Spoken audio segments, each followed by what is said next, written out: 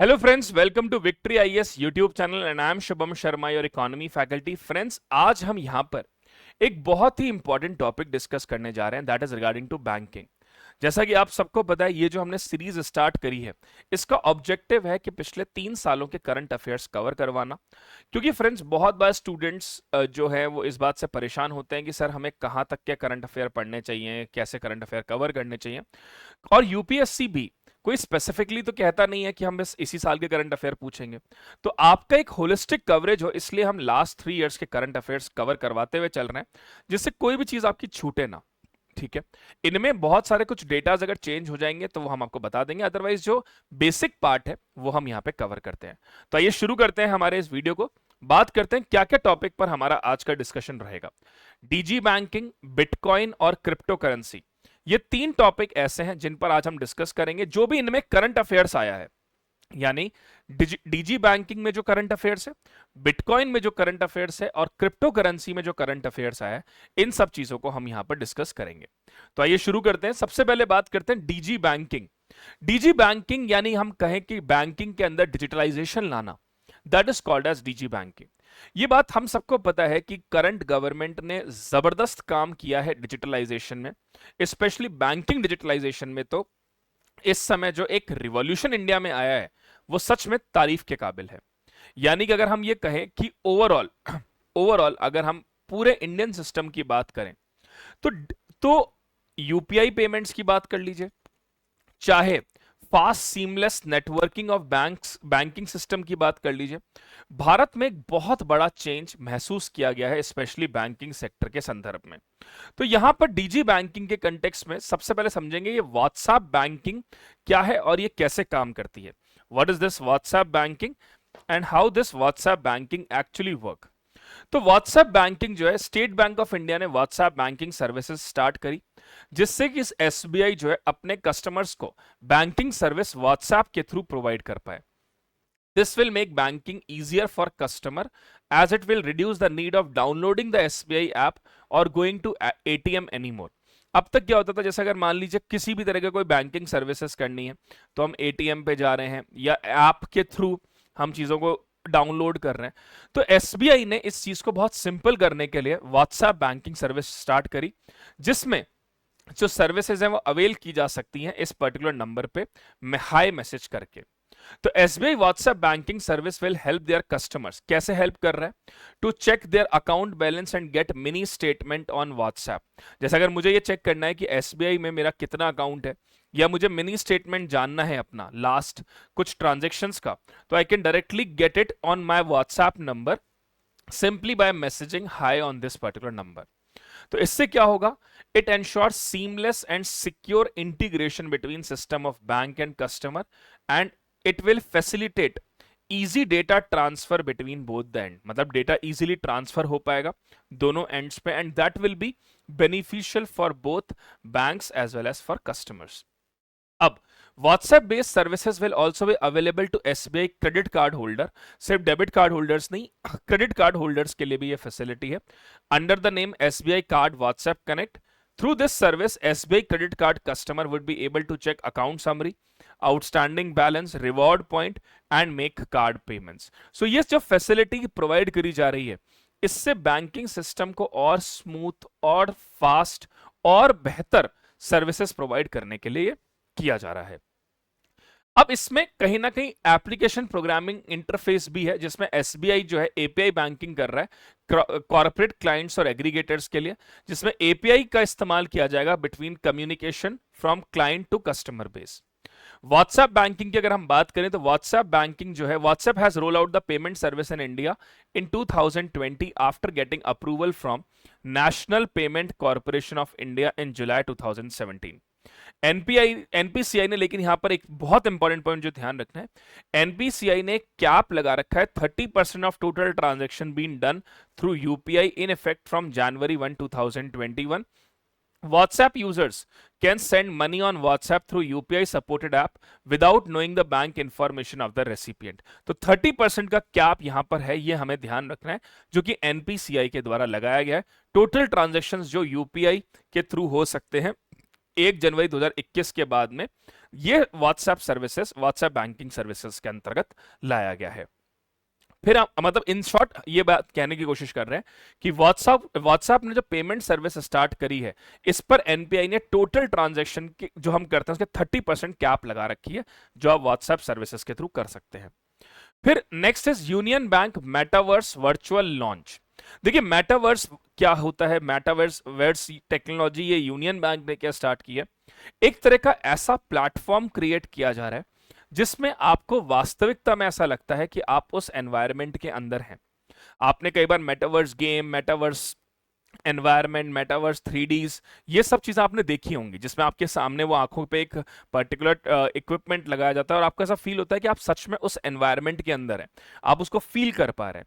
तो यही Union Bank ने मेटावर्स स्टार्ट किया है वर्चुअल लॉन्च के फॉर्म में। So Union Bank of India recently launch its metaverse virtual launch called universe as well as open banking sandbox environment. तो ये universe is a metaverse virtual launch. It will keep the information and video related to bank product in the initial phase. अब देखिए इस platform से क्या फायदा मिल रहा है। This platform will help the customers to move around the lounge, collect information regarding bank deposit, government welfare scheme, loans and digital initiative। यानी कस्टमर्स जो हैं उनको ऐसा फील हो रहा होगा कि वो एक्चुअली लाउंज में, बैंक के लाउंज में they are walking, collecting getting the information regarding bank deposit, government welfare schemes, loans and digital initiative। It will work like real world scenario। तो ये जो यूनियन बैंक ने ये स्टार्ट किया, इसका एक ऑब्जेक्टिव ये भी है कि लोगों में अवेयरनेस डाली जाए, लोगों को एक वास्तविक एनवायरनमेंट फील करवाया जाए, जिससे कि वो ये समझ पाए कि किस तरह से बैंकिंग सर्विसेज यूनियन बैंक के द्वारा प्रोवाइड की जा रही है। और इसमें टेक महिंद्रा के साथ ये एसोसिएशन में स्टार्ट किया गया है। तो ये ओपन बैंकिंग सैंडबॉक्स एनवायरनमेंट जो है ये भी बैंक ने लॉन्च किया है, जिसमें bank is collaborating with fintech companies and startup partners to develop and launch innovative banking products.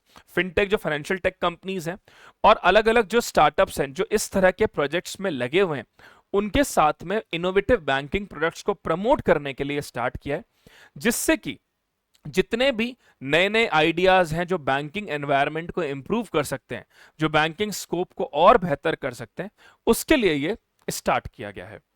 फिर अगर हम बात करें, next is Federal Bank first to list payment gateway on new tax platform.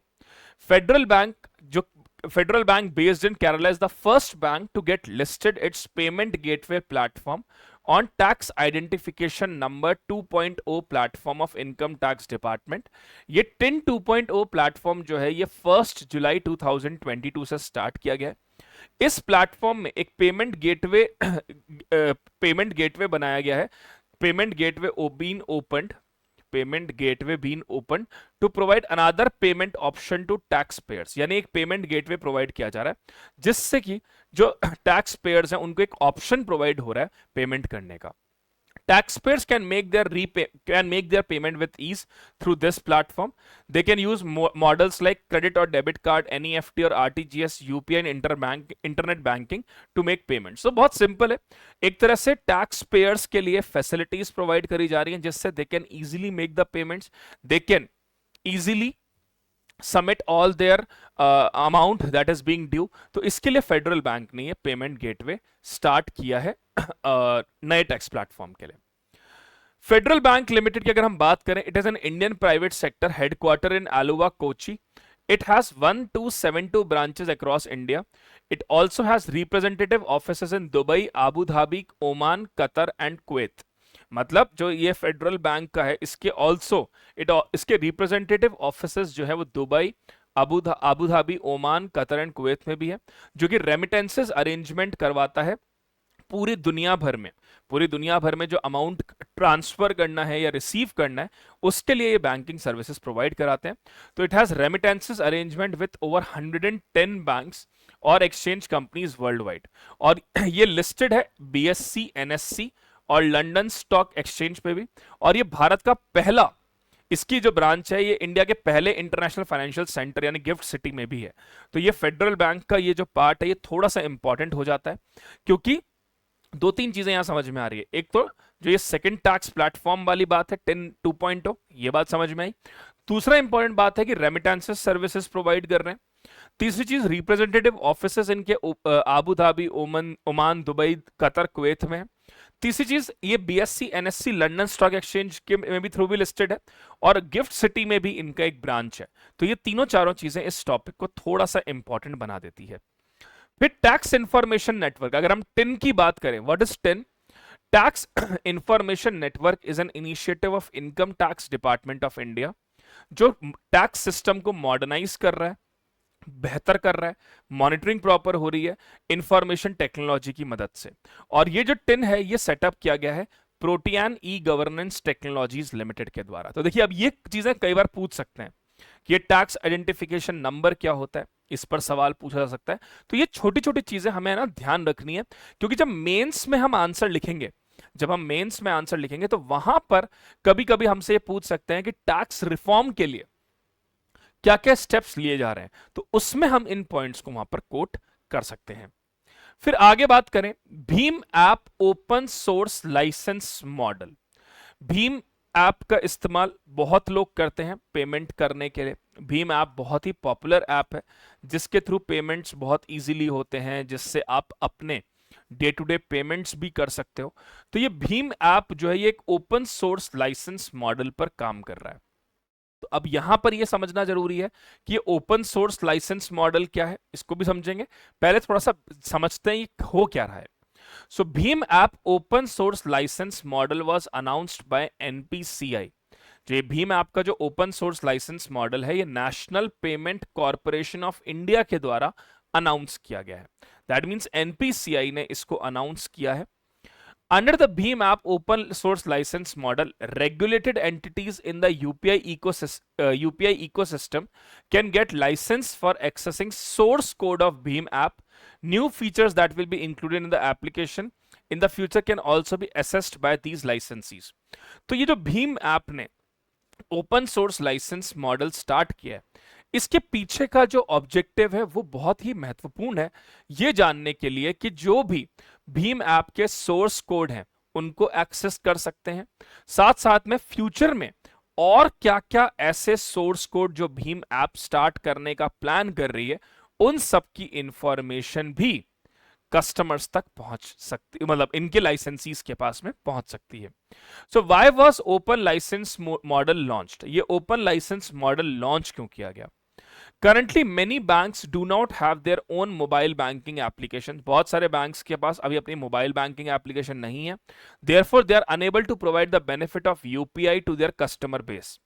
NPCI aimed to address this gap by providing a readily available feature of UPI to these banks via Bheem app licensing model, जो कि economic है, quick to market solution है। अब देखिए, ये information हम ये मान सकते हैं कि 2022 की है। अब बहुत सारे बैंक्स ऐसे हैं जिनके पास ऐप भी है, लेकिन आप ये सोचिए कि किस तरह से अब कल को मान लो एनपीसीआई के रोल पर ही कोई क्वेश्चन आ जाए, या एनपीसीआई से जुड़ी हुई कोई बात अगर एग्जाम में पूछ ली जाए, तो वहां पर आप ये लिख सकते हो कि भीम ऐप जो है एक ओपन सोर्स लाइसेंसिंग मॉडल के तहत यूपीआई की सर्विसेज जो बहुत सारे बैंक्स अपने कस्टमर्स को देते हैं, और काफी सारे बैंक्स के पास ये सर्विसेज नहीं है मोबाइल बैंकिंग की, वो इस ओपन सोर्स मॉडल से बैंकिंग सर्विसेज प्रोवाइड कर सकते हैं। So NPCI aim to address this gap by providing readily available feature of UPI to these bank via भीम ऐप एक्सेसिंग लाइसेंसिंग मॉडल, जिससे एक तो ये इकोनॉमिक तो है ही है, और साथ के साथ क्विक टू मार्केट सोल्यूशन, मतलब जो आपके जो भी ग्रीवियंसेस हैं या जो भी सॉल्यूशंस आपको चाहिए वो बहुत फास्ट मोड पे, बहुत फास्ट मीडियम पे यू कैन इजीली पे। और अगर हम बात करें, द भीम licensing model will empower the banking entities to provide benefit of the UPI to the customer base with readily UPI application. This will minimize time, effort and cost for promoting UPI based transaction. और ये बात हम सब जानते हैं कि UPI जो है वो इस समय देश की सबसे महत्वपूर्ण चीजों में से एक है।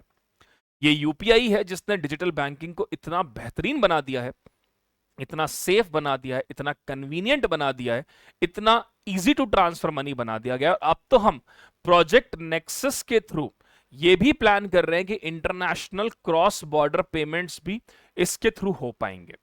तो यहां पे कोई भी बैंक ये नहीं चाहता कि they should be lag behind, वो पीछे रह जाए। तो इसीलिए ये भीम ऐप जो है एक तरह से बैंक्स को यूपीआई फैसिलिटीज प्रोवाइड कर रही है जिन बैंक्स की खुद की मोबाइल एप्स नहीं है। UPI is an instant real-time payment system that is used on mobile devices to instantly transfer money between two bank account. It was developed by NPCI. तो ये ध्यान रखिएगा, यूपीएस अब बहुत सिंपल क्वेश्चन भी पूछ सकते हैं, हो सकता है स्टेट पीसीएस में कभी ये क्वेश्चन आ जाए कि यूपीआई जो है ये किसके द्वारा बनाया गया। अब आपको तो ये लगेगा कि मिनिस्टर ऑफ फाइनेंस भी हो सकता है, ये भी हो सकता है, वो भी हो सकता है, बट इसका एक्चुअली में जो काम है वो एनपीसीआई के द्वारा है। So UPI enabled 45.6 billion transactions during financial year 2022। अब तो इसमें और बदलाव आ गया है। अब जो इसमें अगर हम बात करें, अब तो billions of transactions monthly basis पर भी होने लगी हैं। ये तो फाइनेंशियल 2022 की बात है। नाउ तो we are doing billions of transactions on a monthly basis as well. So it is currently one of the most prominent form of digital payment. NPCI की भी, अगर इसमें एक चीज और ध्यान रखिएगा, अब जैसा देखिए प्रीलिम्स में एक क्वेश्चन आ सकता है कि एनपीसीआई इंटरनेशनल पेमेंट लिमिटेड का क्या काम है। What is the work of national payment corporation of India international payment limited. ये एनपीसीआई की इंटरनेशनल आर्म है। जो भीम यूपीआई ऐप है वो नियो पे टर्मिनल पर लाइव है, जो कि यूनाइटेड अरब एमिरेट्स में है। यानी कि जैसे मैं आपको बता रहा हूं कि प्रोजेक्ट नेक्सस से दुनिया भर के देश अब ये कोशिश कर रहे हैं कि आपस में इकोनॉमिक ट्रांजैक्शंस बहुत फास्ट हो, बहुत क्विक हो, सीमलेस कनेक्टिविटी हो। इसके लिए प्रोजेक्ट नेक्सस भी लॉन्च किया गया है। तो उसी चीज को ध्यान में रखते हुए भीम यूपीआई ऐप जो है वो अब लाइव है Neo Pay terminal in United Arab Emirates में। This enable million of Indians travelling to UAE to make payment using भीम यूपीआई। इसी को प्रोजेक्ट नेक्सस नाम दिया गया जा रहा है, जिसमें भारत ना सिर्फ एक दो कंट्रीज के साथ बल्कि 10, 15, 20, 25 और आने वाले 50 देशों के साथ भी बहुत जल्द यूपीआई पेमेंट्स करेगा, जिससे वहां के सिटीजन भी पेमेंट कर सकते हैं उनकी ऐप से। इंडियन सिटीजन्स यहां पे भीम यूपीआई से पे कर सकते हैं। तो यहां पर यूएई में अगर आपको पेमेंट करना है उसके लिए है। This feet was achieved after NIPL and neo पे collaborated to create the acceptance infrastructure in UAE, allow Indian tourists to make UPI transaction across NeoPay enabled shop and merchant store। तो अगर आप मान लीजिए फॉर एग्जाम्पल आप UAE जा रहे हैं, वहां पे अगर कहीं पर ये नियो पे टर्मिनल है किसी शॉप पे, किसी स्टोर पे, तो आप इजीली उसके अपनी यूपीआई से वो कोलैबोरेटेड है, तो आप इजीली स्कैन करके पेमेंट कर सकते हैं। तो ये क्या हो रहा है, इससे ईज बढ़ रही है, इससे रिलेशंस भी बेहतर हो रहे हैं और एक्सेस टू फाइनेंस और टेक्नोलॉजी भी इंप्रूव हो रहा है। फिर अगर हम आगे बात करें, finance minister task RBI to white list legal loan app to protect borrowers. Government has asked the Reserve Bank of India to prepare a so-called approved white list of digital lending app to stamp out those using unethical means to exploit vulnerable customers। बहुत बार almost आप देखो हर 2 महीने 2.5 महीने बाद कोई ना कोई हमारी कॉलर ट्यून जो होती है या डायलर टोन जो होती है वो बदल जाती है। उसमें अलग अलग वॉइसेस में कोई बॉलीवुड सेलिब्रिटी या कोई पर्टिकुलर को पर्सन वो लोगों को जागरूक करते हैं regarding to these digital payments. अब ये क्यों एसेंशियल है? देखिए बैंकिंग फ्रॉड्स इंडिया में इतने ज्यादा होते हैं, इतने ज्यादा, क्योंकि एक तो फर्स्ट ऑफ ऑल इंडिया में लिटरेसी और अवेयरनेस ही बहुत कम है, फिर फाइनेंशियल लिटरेसी और अवेयरनेस और भी ज्यादा कम है। अब थोड़ा भी आप कई हल्का सा लोगों को इस तरह के कैची मैसेजेस भेज दीजिए, लिंक को क्लिक करें और पाएं 10,000 रुपए, या आप हल्का सा लोगों को ऐसा ये कर दीजिए इस वेबसाइट पर क्लिक करें और पाएं 5,000 रुपए सीधे आपके खाते में, तो people are getting attracted towards these things. तो यहां पर आरबीआई, फाइनेंस मिनिस्ट्री, पूरे भारत में ये कवायद लगातार चल रही है कि जितनी हो सके इस कवायद को इसीलिए चालू करा जा रहा है जितना हो सके कि पूरे भारत के अंदर हम इस फाइनेंशियल लिटरेसी को प्रमोट कर सके। ठीक है, और आप ये मानकर चलिए ये जो कवायद शुरू करी गई है इसके पीछे का ऑब्जेक्टिव सिर्फ और सिर्फ एक है कि इंडिया में फाइनेंशियल लिटरेसी को प्रमोट किया जा सके। सो ministry of electronic and information technology मीटी will ensure that only apps on the approved list are hosted on app stores. बहुत बार illegal loan apps Google play store पे होती है, लोग उन ऐप्स को डाउनलोड करते हैं, फिर उसमें अपने सारी डिटेल्स मेंशन करते हैं और उनसे फिर फ्रॉड होने का जो चांस है वो बहुत ज़्यादा बढ़ जाता है। तो RBI last month issue guidelines for digital lending platform to protect borrowers. अब आप देखिए कि लगातार इंडिया में illegal loan apps offering loans, micro credit at exorbitantly high interest rates, processing hidden charges and predatory recovery practices. कई बार इसको हम डार्क मैटर्स के नाम पे भी डार्क मैटर्स के नाम पर भी इसका हम एक कहते हैं कि क्या होता है। जैसे फॉर एग्जांपल आप कई बार देखते हो कि ओनली 2 टिकट्स लेफ्ट, ठीक है, अब आप जल्दीबाजी में टिकट्स बुक करते हो तो उसमें हाई चार्जेस दिखाते हैं। कई बार एक जगह होता है lowest payment guaranteed, lowest charges guaranteed, आप हम खुश होते हैं उस पर क्लिक करते हैं, लास्ट में जब हम पेमेंट कर रहे होते हैं तो कुछ कन्वीनियंस चार्ज या कोई ऐसे चार्जेस जोड़ देते हैं। तो ये सारी चीजें जो हैं, इन्हीं चीजों को लेकर बोला गया है कि इलीगल लोन एप्स जो हैं, हिडन चार्जेस जो हैं, ये सारी चीजें जो हैं ये एक तरह से एथिकल बैंकिंग के अगेंस्ट है, ये एथिकल बैंकिंग के अगेंस्ट है। So possibility of money laundering, tax evasion, breach of data privacy and misuse of unregulated payment aggregator, shell companies. Shell companies क्या होती हैं? वो कंपनीज जो एक्चुअली में वर्किंग नहीं कर रही होती, जो किसी दूसरे ऐसे देश में हो जो कि टैक्स हेवन देश है, वहां पर इन शेल कंपनीज को ऑपरेट किया जाता है और कंपनीज अपने प्रॉफिट्स को उधर ट्रांसफर करती हैं एक्सपेंडिचर के फॉर्म में, जिससे वो डोमेस्टिक कंट्री में टैक्स लायबिलिटी को कम कर सकें। तो पेमेंट एग्रीगेटर्स, मैं बता चुका हूं, पेमेंट एग्रीगेटर एक एग्रीगेटर सर्विसेज प्रोवाइड करते हैं जिससे आप थर्ड पार्टी ऐप से किसी भी तरह का पेमेंट कर सकते हो।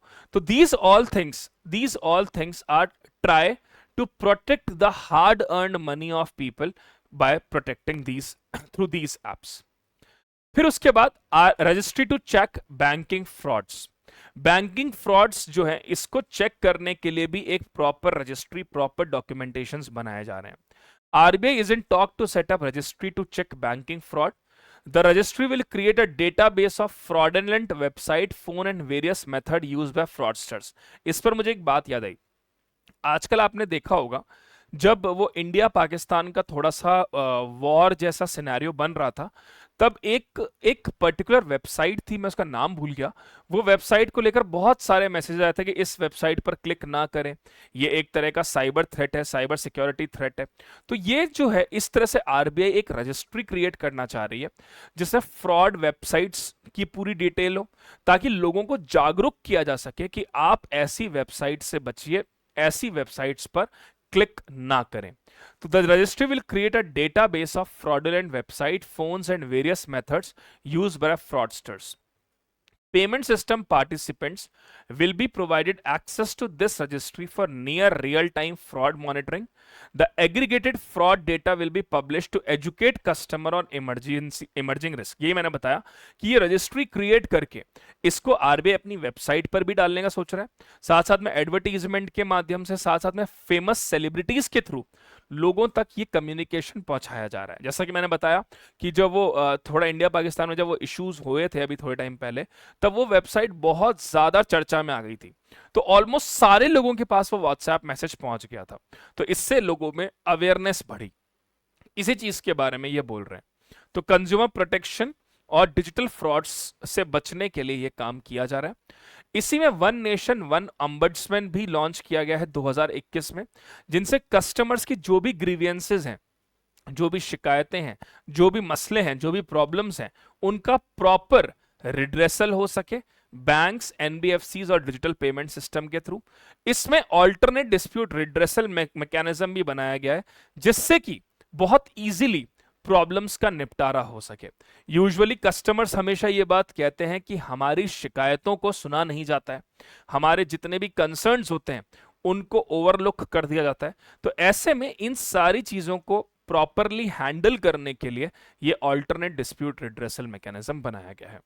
Under this, 18 lakh complaints were received during 2021-22 and as many as 97.9% cases were cleared last financial year. तो बहुत अच्छी बात है ना। आप देखिए कितने लोग ऐसे हैं जो आए दिन फ्रॉड का शिकार बनते हैं, कितने लोग, इवन सिर्फ ऐसे लोग नहीं जो इलिटरेट हैं या जिनको इतनी अवेयरनेस नहीं है, बहुत सारे जो पढ़े लिखे लोग हैं, बहुत सारे जो अवेयर लोग हैं, वो भी इस तरह के फ्रॉड्स में फंस जाते हैं। ऐसे में ये बहुत बड़ा स्टेप आरबीआई के द्वारा लिया जा रहा है जो कि बैंकिंग फ्रॉड्स को चेक करेगा। फिर उसके बाद the cyber threat to mobile banking. अब देखिए ये एक और नया मसला है और ये एक और बहुत बड़ा चैलेंज है।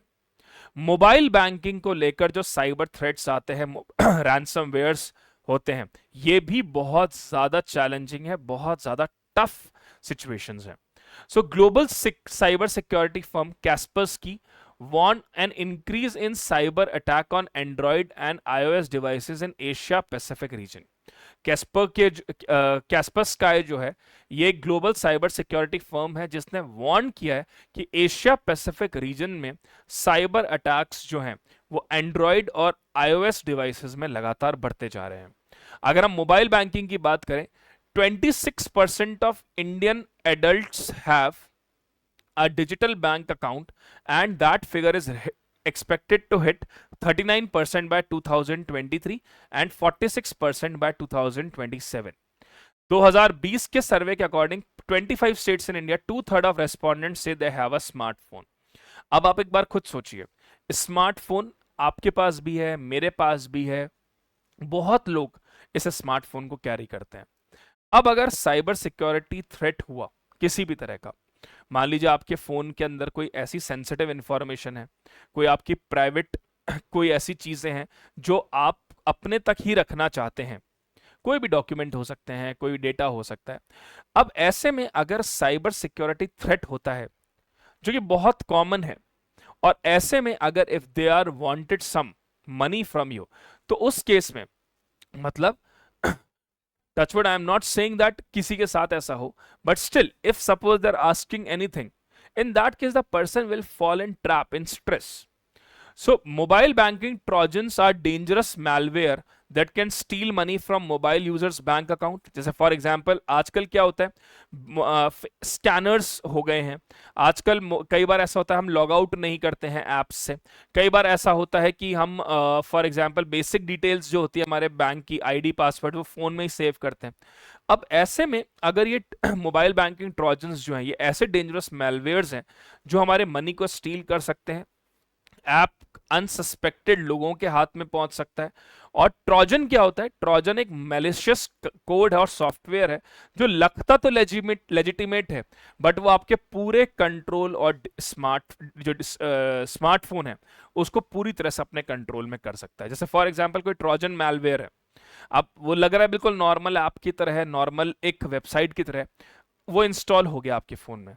Now those people who are operating that they will have a full control over your phone.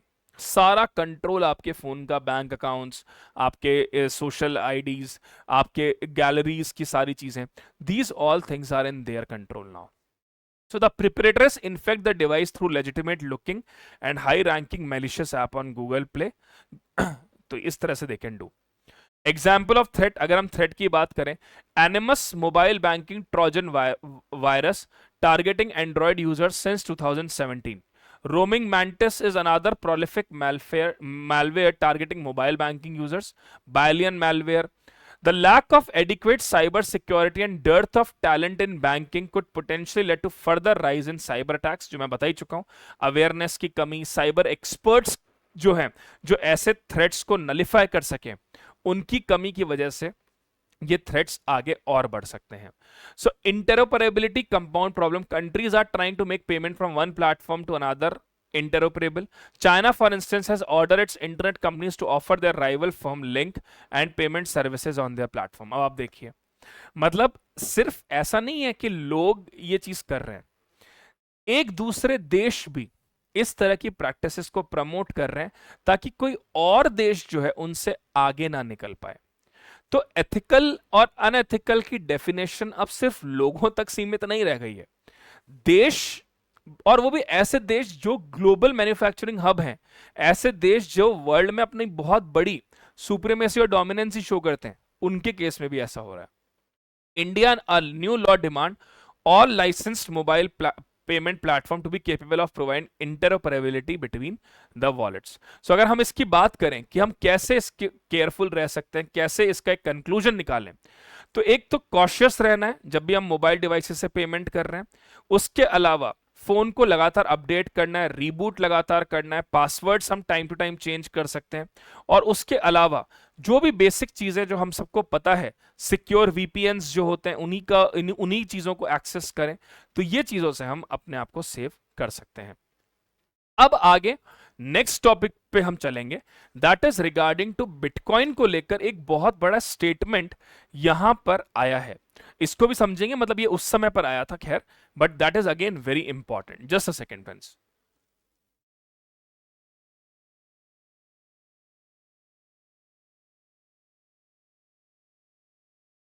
बात यह है, will bitcoin switch to a proof of stake consensus mechanism.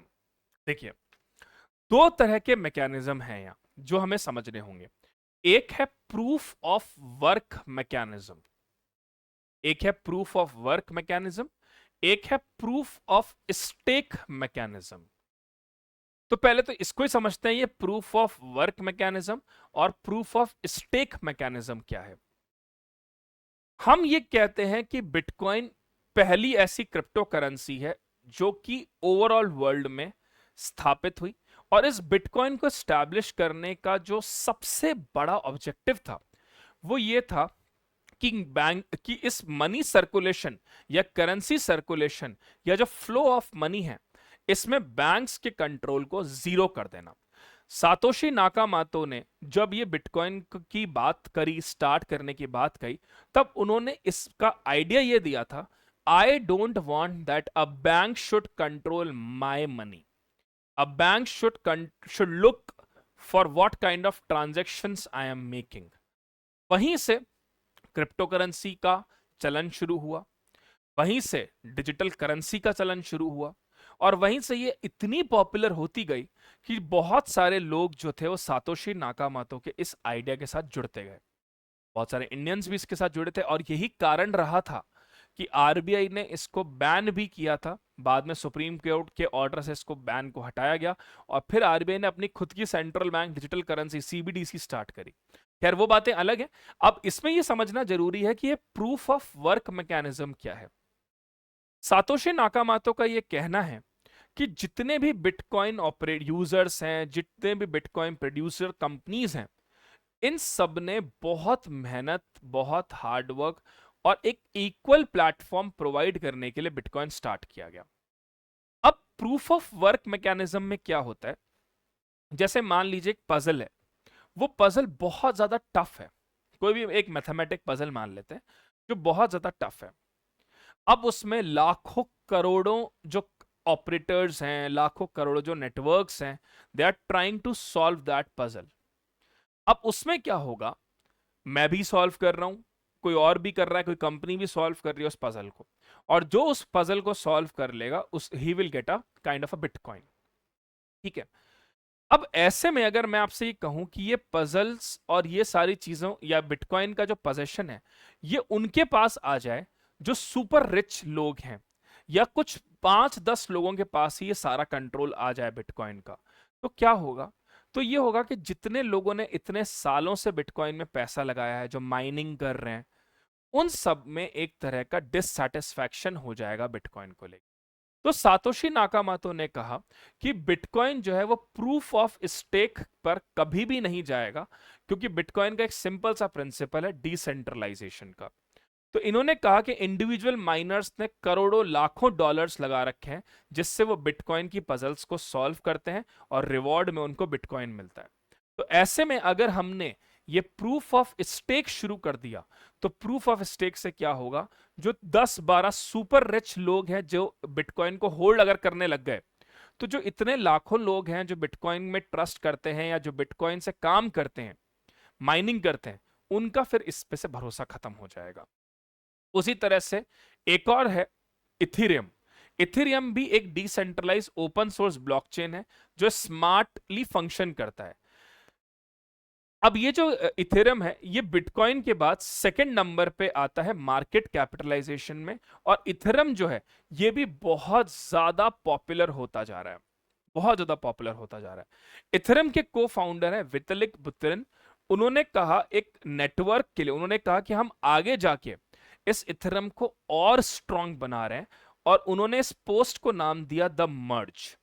यानी कि जितनी तेजी से ये क्रिप्टो करेंसी मार्केट डेवलप हो रहा है, ऐसे में इथेरियम ने कहा है कि ओनर ने कहा है कि हम इथेरियम को भी इतना स्ट्रांग बना देंगे, इतना ज्यादा इसकी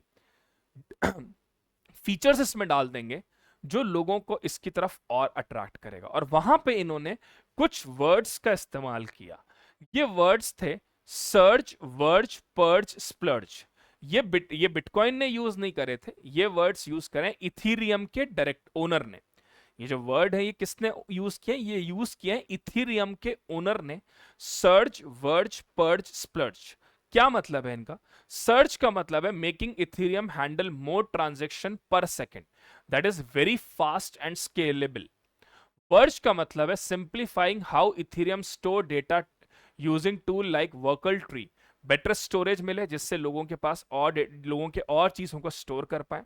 purge cleaning out old and unnecessary data from the network to make it lighter and faster, जितना ओल्ड अननेसेसरी रिडंडेंट डेटा है उसको बाहर निकालना।